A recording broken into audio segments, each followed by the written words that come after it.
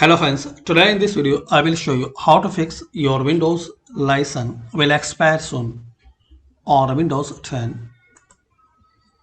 So click on start,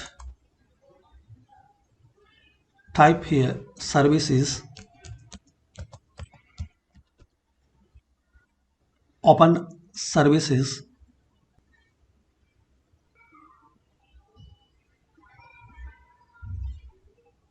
Now in this list you need to find out Windows License Manager.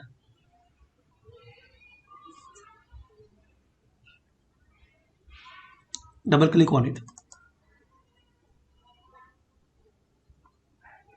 Now starter type, select disable.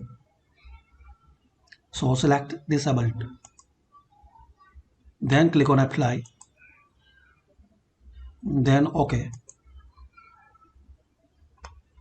Now scroll down and find out Windows Update. Double click, starter type, so select disabled. Then apply. Then OK. Now close it and restart your PC. So hopefully guys, using these simple steps we can fix Windows license will expire soon problem on Windows. Thanks for watching. Please comment this method work for you or not.